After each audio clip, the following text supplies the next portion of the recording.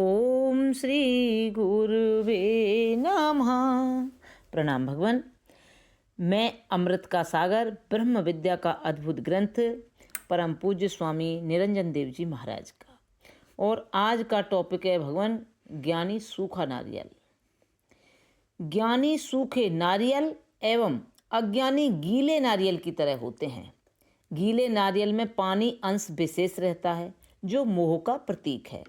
उस कारण वह अपने बाहरी खोल से भीतर से चिपका रहता है एवं बाहरी खोल पर चोट पड़ने से वह उसके सहित भीतर से भी टूट जाता है।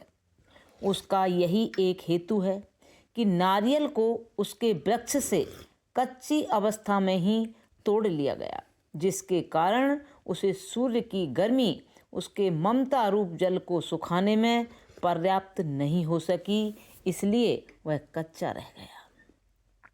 नारियल को सूर्य की उष्णता बहुत काल जब मिलती रहती है तो उसके परिणाम स्वरूप उसमें स्थित जल सूख जाता है और ममता रूप नमी के अभाव के कारण बाहरी खोल से भीतरी गोला अपना संबंध छोड़ दूरी पृथकता पैदा कर लेता है, जिसके परिणाम स्वरूप वह बाहर वाली खोल पर चोट पड़ने एवं उसके टूटने पर भी वह भीतर से ज्यों का त्यों सुरक्षित ही रहता है।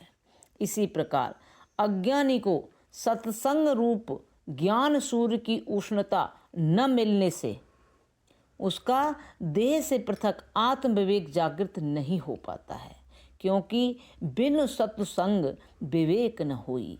इस कारण वह देहाभिमानी महापात की ही बना रहता है एवं देह के षड विकारों को अपना मान देह के नाम रूप जाति आश्रम संबंध परिणाम तथा जन्म मृत्यु का अभिमान कर त्रितापाग्नि में सदा जलता ही रहता है। वह देह के जन्म मृत्यु को अपनी जन्म मृत्यु तथा देह के बाल युवा तथा वृद्धावस्था को अपनी अवस्था मान दुखी हो 84 लाख योनियों में भटकता रहता है। अज्ञानी को जब सत्संग के द्वारा देह से पृथक मैं असंग साक्षी दृष्टा निर्विकार नित्य शुद्ध बुद्ध मुक्तानंद आत्मा हूँ ऐसा विवेक हो जाने से वह देह की किसी भी अवस्था को देख उसमें अहंता ममता नहीं करता है एवं सदा आनंदित ही बना रहता है। सत्संग के प्रभाव से उसके जड़ चेतन की ग्रंथि का भेदन हो जाने से वह अपने को निश्चय कर लेता है कि सहजानंदी शुद्ध स्वरूपी अविनाशी में आत्मस्वरूप देह मरे पर मैं नहीं मरता, अजर अमर मैं आत्मा हूँ। भिद्यन्ते हृदय ग्रंथि छिद्यन्ते सर्व संशया क्षीयन्ते चास्य कर्माणि तस्मिन् दृष्टे परावरे। मुंडक उपनिषद। कार्य कारण स्वरूप उन परात पर ब्रह्म को पुरुषोत्तम अर्थात सोहम रूप से जान लेने से इस जीव के हृदय की गांठ निवृत्त हो जाती है, क्योंकि इस ग्रंथि के कारण ही जीव अपने चैतन्य आत्म स्वरूप को भूलकर इस दृश्य जड़ शरीर प्राण इंद्रिय मन बुद्धि आदि को उसकी अवस्था एवं उसके धर्म को ही अपना स्वरूप मान लेता है। किंतु जब सद्गुरु द्वारा दृष्टा दृश्य आत्मा अनात्मा का भेद ज्ञान प्राप्त कर दृश्य अनात्मा देह से पृथक अपने को दृष्टा आत्मा रूप से जान लेता है, तब उसकी बुद्धिगत पांचों भ्रांति एवं प्रमाण प्रमेय तथा प्रमाता गत सभी संशय दूर हो जाते हैं और यह समस्त संचित क्रियामाण कर्म से मुक्त होकर जीवन मुक्त दशा को प्राप्त हो जाता है। संत तुलसीदास इसी ग्रंथ के लिए कहते हैं, हन जड़ चेतन ग्रंथि पर गई यद्यपि मृषा छूटत कठिनाई। श्रुति पुराण बहु कहेउ उपाई छूट न अधिक अधिक अरुझाई।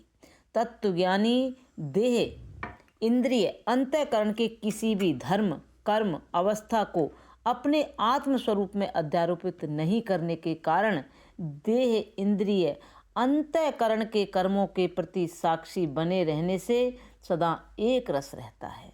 यही कारण है कि परीक्षित, जीसु, मंसूर, सुकरात, शंकराचार्य, दयानंद आदि को देह त्याग करते समय कष्ट का अनुभव नहीं हुआ, क्योंकि उन्होंने सद्गुरु उपदेश से अपने सत्य स्वरूप आत्मा में स्थिति प्राप्त कर अपने को दृश्य देह से पृथक अनुभव कर लिया था एवं उनकी स्थिति ठीक सूखे नारियल गोलेवत हो गई थी, जिसने अपने बाहरी देह से अहंता ममता का त्याग कर लिया है।